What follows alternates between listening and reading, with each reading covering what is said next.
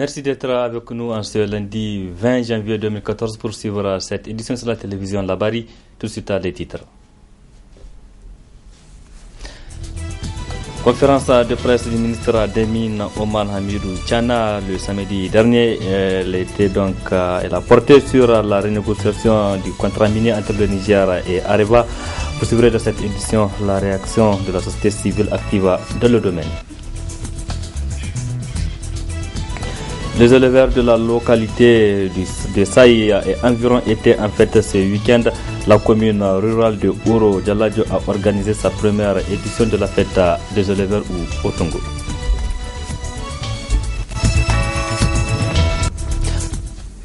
Mesdames et messieurs, bonsoir et bienvenue sur cette édition sur la télévision Labari.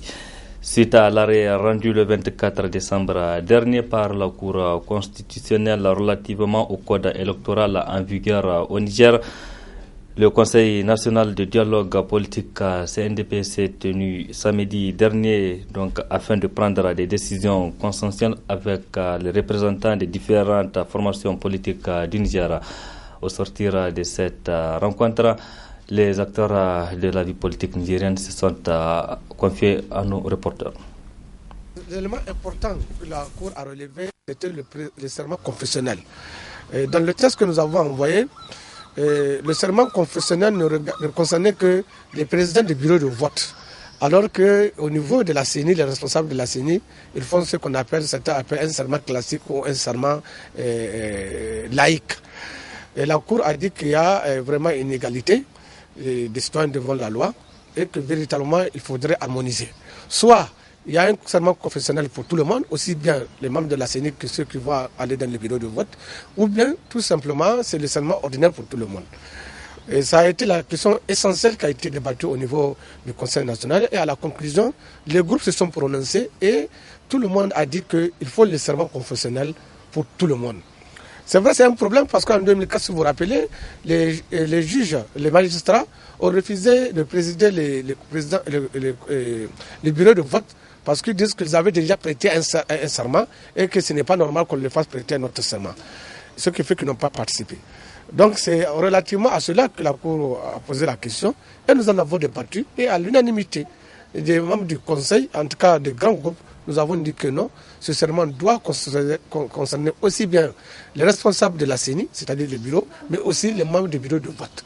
Celui qui ne veut pas prêter le serment, alors il recuse, il s'en va. Mais ceux qui veulent prêter le serment, en tout cas, ils vont faire le travail. C'est un véritable problème, c'est vrai, on en est conscient, parce que la question du serment pose problème au Niger. Faut-il continuer à faire prêter serment tout le monde ou bien faut-il arrêter? Mais nous estimons que de manière sociologique, les Nigériens croient au serment et nous pensons que pour mettre tout le monde en confiance, il faut véritablement faire ce serment-là. La Cour constitutionnelle a relevé une rupture d'égalité entre les citoyens.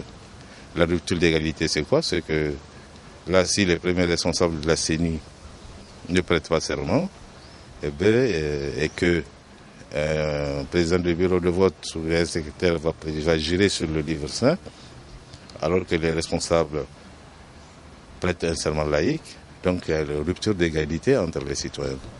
Et ce qui est quand même banni de la Constitution. Là, le CNDP était obligé de se prononcer. C'était soit opter pour que tout le monde prête serment, ou bien enlever le serment pour tout le monde. Donc il fallait que tous les Nigériens soient sous la même loi. Mais le CNDP et l'ensemble des partis politiques étaient unanimes qu'il fallait garder le serment confessionnel, ce qui veut dire que chacun va gérer sur le livre saint de sa religion. La réunion a aussi parlé des préparatifs du 10e anniversaire du CNDP. Le CNDP a été créé le 31 janvier 2004. Et bientôt, ça va être le 10e anniversaire de cet organe. Là, c'est le lieu de dire au grand public que le CNDP va fêter son anniversaire. Et aussi de remercier sincèrement le Premier ministre, chef du gouvernement, président du CNDP, qui a eu l'initiative vraiment de faire connaître au grand public, à travers cette fête du 10e anniversaire, le rôle et le but recherché par le CNDP. Je l'annonçais donc en titre, la commune rurale de Ouro Djaladjo, c'est dans le département de Saï, a organisé sa première édition de la fête des éleveurs ou Hotungo ce week-end. Un cadre d'échange et de partage en toute convivialité entre les éleveurs des villages environnants. Reportage Biba Dangorungo et Aboubakar Saleh. C'est une fête des éleveurs communément appelée Hotungo qui est à sa première édition. Une fête de donner et de recevoir, mais aussi une rencontre de fraternité entre les éleveurs, les agriculteurs, les autorités politiques et coutumières. Elle revêt également un caractère culturel et offre l'occasion aux éleveurs de montrer leur savoir-faire et leur maîtrise des animaux du retour de la transhumance. Le forum a débuté d'abord hier, aujourd'hui c'est le Hotungo même. Et ce qui nous a surtout motivé, c'est certainement d'abord une initiative locale. Donc, cette initiative locale nous a poussé à penser à plusieurs types de manifestations à faire. Et la première d'abord, c'est Hotungo, qui est d'abord une fête, un défilé traditionnel. Fête traditionnelle, comme ça part surtout de nos concitoyens. Alors, on l'a organisé pour pouvoir attirer surtout l'attention de ces éleveurs pour qu'ils puissent veiller surtout à engraisser, si on peut le dire, leurs animaux. Parce que l'objectif même, c'est du Hotungo, c'est se rencontrer après la saison. Donc cette saison, c'est une saison de retrouvailles.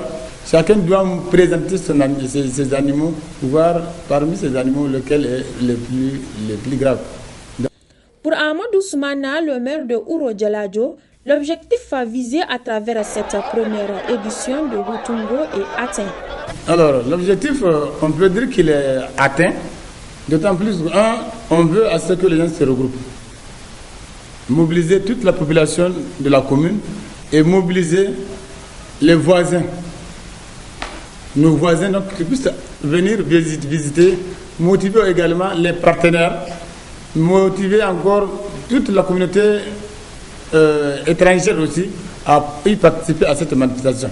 Dieu merci, ils sont venus, ils ont observé, ils ont constaté et ils ont pris conscience de cette fête. Il y a, d'après les interventions des autres, des uns et des autres, et ça a été vraiment une manifestation très magnifique du point de vue du nombre de personnes qui ont participé et également de la manière où les éleveurs ont eu à conduire leurs animaux. Cette fête des éleveurs Hotungo qui a donné l'occasion de découvrir la riche culture des Peuls, mieux le mystère des éleveurs venus de plusieurs villages environnants de la commune de Ouro Djaladjo. Le ministre des Mines et du Développement industriel, Omar Hamidou Tchana, a animé une conférence de presse le samedi dernier. Elle est relative à la question des négociations entre le Niger et le groupe nucléaire français Areva. Cette sortie médiatique du ministre des Mines a provoqué des réactions, dont celle de la société civile nigérienne active dans le secteur minier. Suivons d'abord celle du groupe de réflexion et d'action dans les industries extractives à graines par la voix de sa coordinatrice, Madame Solera Moto. Il est sorti, mais est-ce qu'il nous a vraiment éclairé? J'en doute. Puisque, qu'est-ce que nous avons dénoncé dans la déclaration? La première chose, c'est l'opacité qui entoure les négociations. Depuis que les négociations ont commencé, c'est la première fois que quelqu'un est sorti officiellement au Niger pour nous en parler. Mais qu'est-ce qu'il nous a dit? Absolument rien, à part le fait qu'il dit conduire la délégation du Niger dans le cadre des négociations.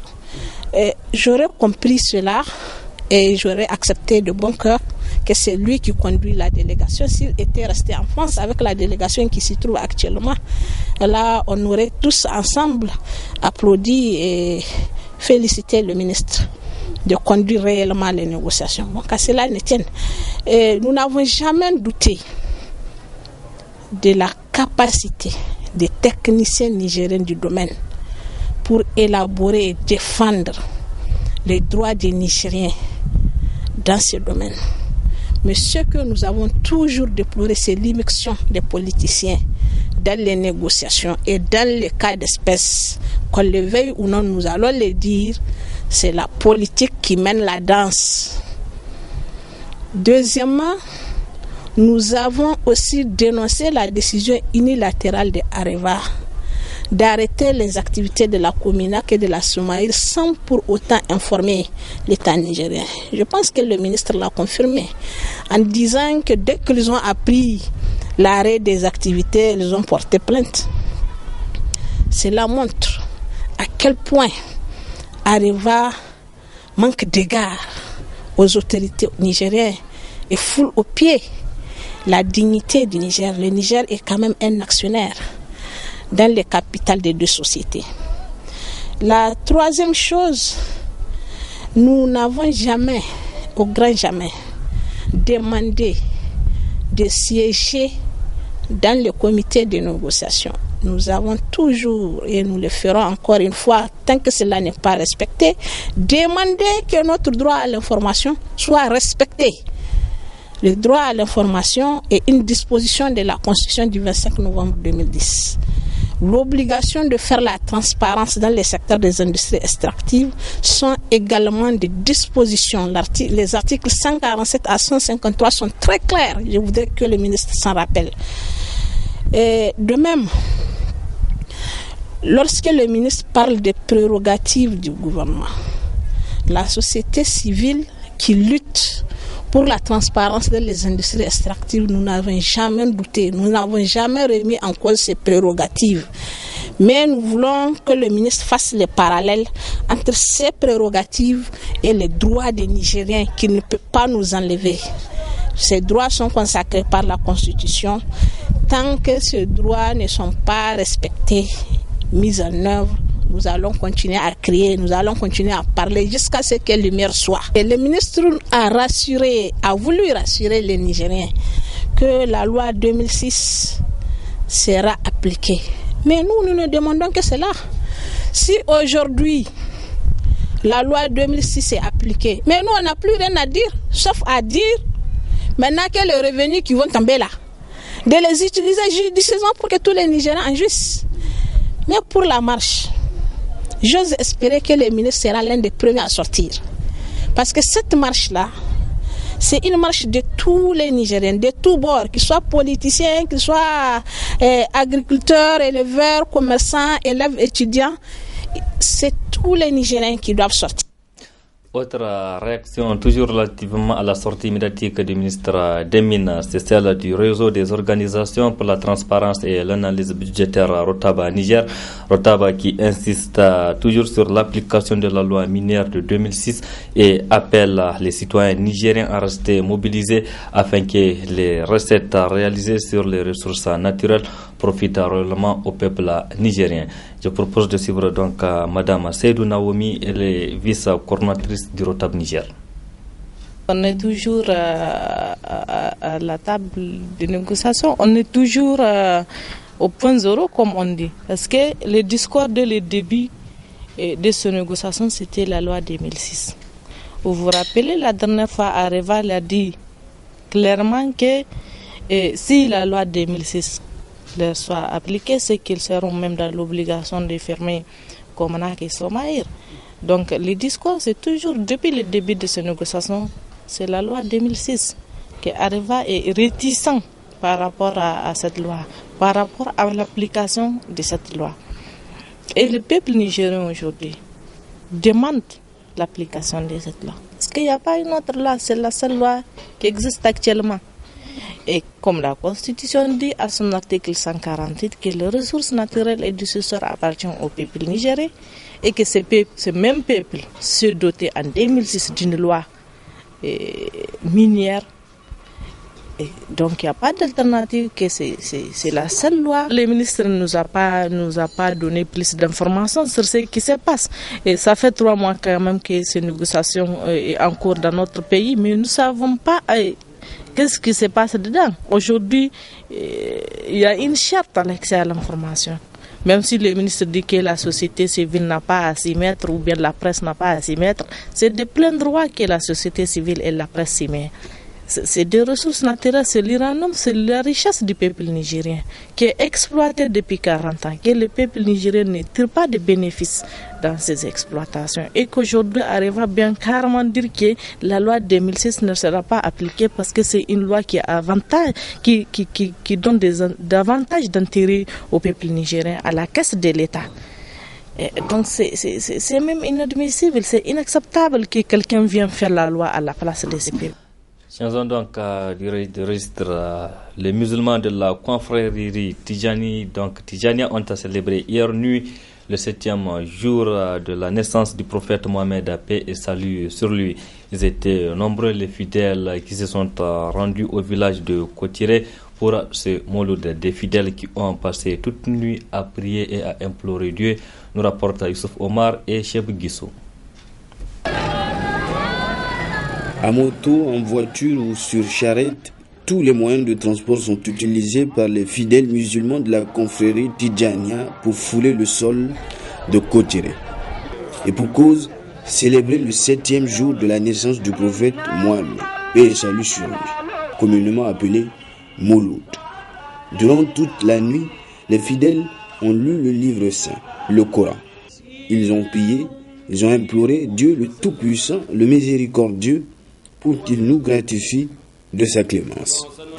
Pour l'ensemble de la Oumma islamique, la naissance du prophète Mohammed sallallahu alayhi wa sallam reste et demeure le premier repère historique de notre religion. L'événement est de taille et mérite qu'on le célèbre de la plus belle manière, comme nous le faisons tous les ans. Aujourd'hui encore, c'est ce qui nous réunit ici et maintenant, dans la joie, l'allégresse et la communion habituelle. Parmi les fidèles qui sont venus pour cette cérémonie, à Kotiré, les autorités. C'est avec un réel plaisir et avec beaucoup de privilèges que je prends ici la parole au nom du président de la République, El Hadji Issoufou Mahamadou, au nom du premier ministre chef du gouvernement, Béchir Afini, et au nom du gouvernement tout entier et à mon nom propre, pour vous saluer à cette nuit de prêche, à cette nuit de salut pour le prophète, à cette nuit de commémoration, et pour vous dire que la présence du gouvernement à cette importante nuit, c'est pour témoigner de notre contribution au rayonnement de l'islam. Nous avons été conviés par les ressortissants du village de Kotiré et nous avons tenu à répondre à cette invitation pour manifester en tout cas notre joie et notre solidarité envers cette population qui se bat pour le rayonnement en tout cas de l'islam et de notre pays et à travers le monde. Il s'agit là d'une tradition établie depuis aujourd'hui 8 ans. À chaque occasion de cette grande nuit, nous venons à Kotiré. Je crois que notre arrivée d'aujourd'hui rentre dans ce même cadre. Il n'y a rien d'extraordinaire. Je pense que c'est une occasion pour l'ensemble des musulmans de communier, de fraterniser au cours de cette nuit. Autre fait ayant marqué la célébration du 7e jour Mouloud, ce sont des prêches de grands marabouts, mais aussi des fatihas du grand cheikh de Kotiré pour l'ensemble de la communauté musulmane. Voilà, mesdames et messieurs, c'est tout pour cette édition. Merci à vous qui l'avez suivi et restez en compagnie du programme de la télévision Labari. Au revoir et bonne nuit à toutes et à tous.